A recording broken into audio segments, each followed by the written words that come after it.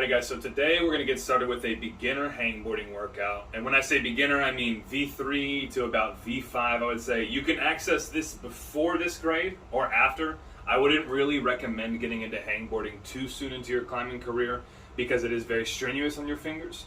But it's also going to be a little less accessible until you build up that finger strength to access it in the first place. Our main goal of getting into hangboarding now is to build your hands, to build your tendons, to build your musculature around holding yourself from small ledges, which is obviously a pinnacle attribute of climbing.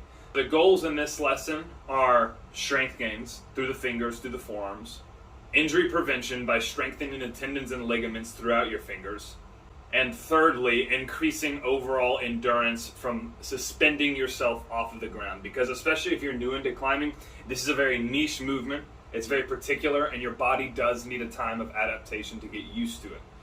So in the first lesson of the beginner series, we're going to be going over just hangs from the hangboard. So we will have 3 more workout videos coming for climbers, but they're going to include a little more than just hanging. They're going to include some push movements as well as some core strengthening that you can do with or without the hangboard, okay?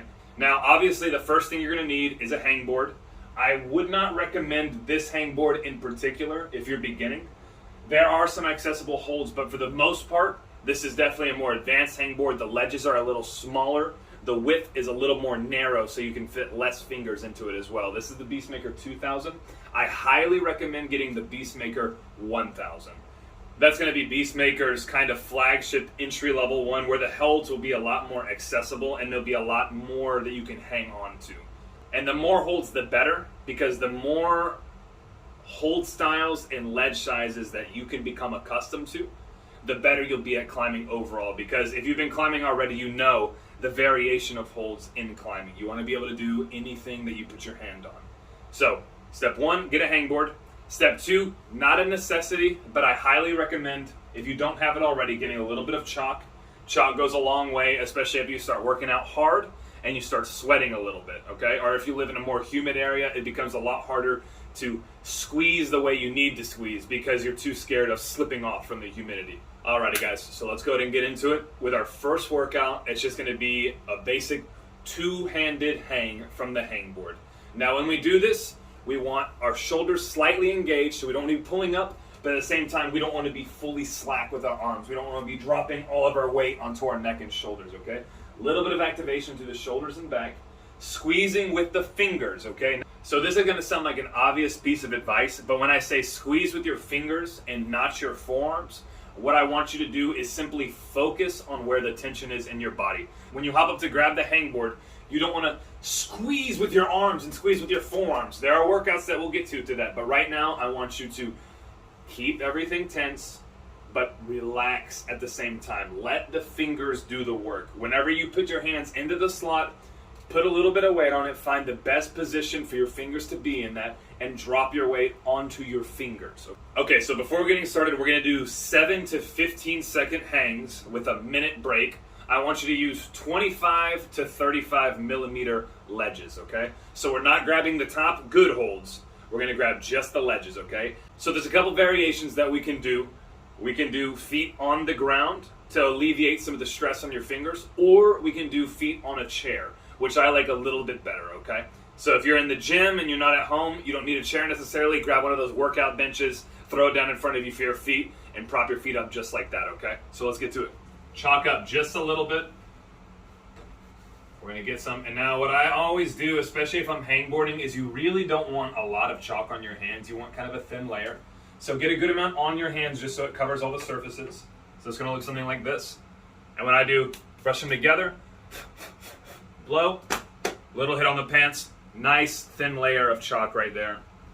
Go ahead and grab our ledge, move it around, drop your weight just a little bit so you can feel what feels nice. And now onto the fingers. So I'm going to release my feet. And we're going to go 7 to 15 seconds right here, okay? Notice how I'm not completely relaxed, but I'm not pulling up. Just a nice straight line from fingers to shoulders. Tightening with my fingers. Feet on the ground. Stand back up. Release the weight. Shake it out. Wait a minute. You got another set. We're going for 6 sets, okay?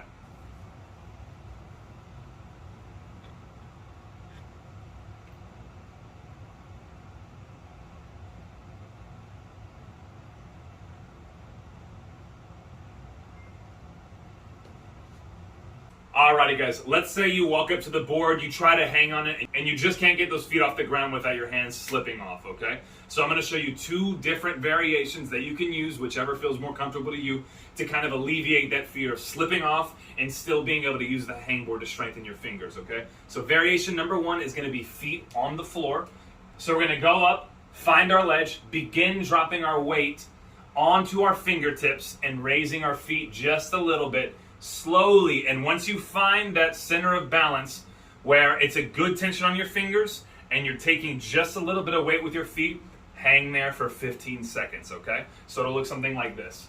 Find our ledge, find a nice grip onto it, tighten the fingers, and begin to drop the weight onto your fingers.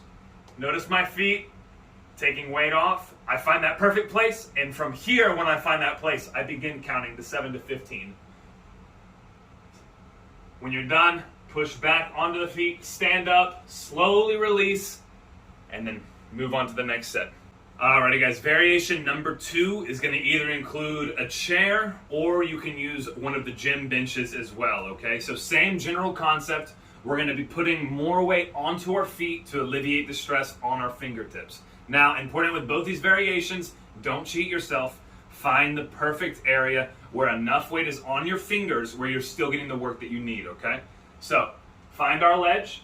Now, before we drop in at all, I'm going to put both of my feet on the chair, slouch into the chair, and all I'm going to do is, if I need some more help, I'm going to lean back onto the chair just a little bit, okay? So we're going to start our count right here.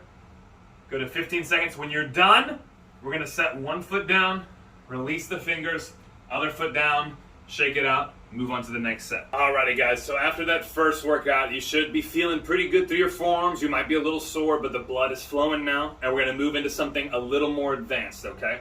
So this next move I like to call finger flickers, and what this exercise is aggressively loading weight onto your fingertips for a short amount of time and then releasing. Now what this simulates is when you make a big move in climbing and you have to grab a hold, it's that contact strength of pulling, catching, and those fingers remaining and being able to activate when you need them to, okay? So this drill is really going to help you with contact strength and dead pointing. And what a dead point is basically one big move to a hold where if you miss the hold, you're coming off the wall. The hold that you're bouncing off of is not going to be good enough to come back. So it's going, activating, catching the hold, and then pulling into it, okay? We're going to do 4 to 6 reps with a 2-second hang every flicker for 6 sets. Now when it comes to finger flickers, this one is a little more intense because you are aggressively cutting your weight and dropping a load onto your fingers, okay? So there's going to be a couple variations as well if you try something like this and you don't feel completely comfortable, okay? If we're using this ledge, I'm going to hover my fingers over the ledge of contact. So I'm not going to start with my hand on the ledge. I'm going to start a little bit above, and what I'm going to do is cut my weight and catch my weight onto that ledge, okay? So it's not a slow come down onto the hold. It's an aggressive catch, 2, and then release, okay? So it's going to look something like this. Let's go ahead and chalk up.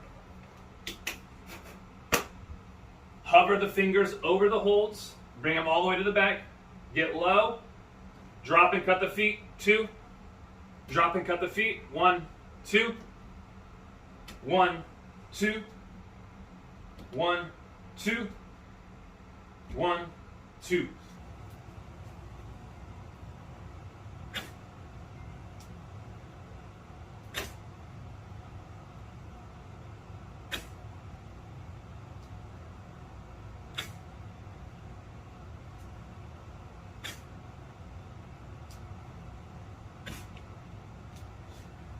So we're going to do 4 to 6 of those, 6 sets, a minute break in between each set, okay? Good luck. All right, so a variation that I personally use still if I'm working on especially smaller ledges is instead of completely cutting the weight by dropping your feet out, what you want to do is aggressively drop your weight down. So your feet remain on the ground, but you're still putting similar force onto your fingers. So it'll look like this.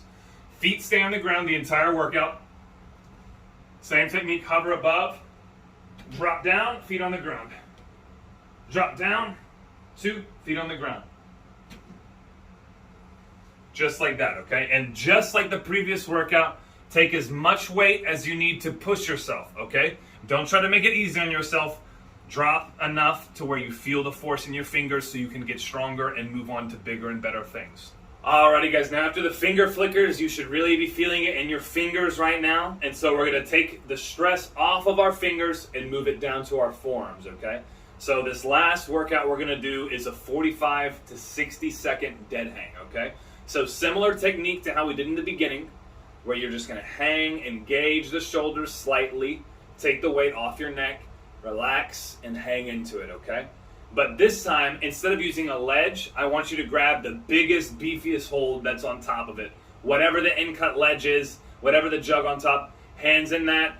Or if you have access to a pull-up bar as well, you can use that, okay? Straight dead hang, hands on top, 45 to 60 seconds, okay? And what this is going to do is take the stress off of your fingers, pump a little more blood through your forearms to get you that endurance workout that you need to finish it up, okay? Now, the biggest reason that we're finishing up with dead hangs is because that muscular endurance in your forearms, especially in the 45 to 60 second mark, is going to ensure that you last and can keep all the power that we've been working on previously and extend that through a longer route, okay? So the more that you work specifically on these climbing attributes, the stronger, quicker you will become in climbing, okay? Now, always remember on the route or on the hangboard to breathe fluidly, okay? You're going to be up there for a while. Your muscles need the oxygen. Control the breathing, control the mind, no matter how bad it hurts. Breathe into it and let your body do its work. Alrighty guys, so for this last dead hang workout, we're going to do 3 sets, okay? You're going to do the first two 45 to 60 seconds. On the third route, I want you to hang as long as you possibly can, okay? This is the last step to your workout. This is the last part of it. You get to take a break after this. You get to move on, go do whatever you need to do, but make that last rep count, okay? So we're going to hop onto our board. Remember, the biggest ledge on your board, if you have a pull-up bar, if you have a straight bar, whatever you can, whatever the best absolute hold is, that's the one I want you to grab. Before you go into it, take a deep breath. Commit to it. You're going to be here for a while. Hang into it. And we're going to be here for a minute, okay?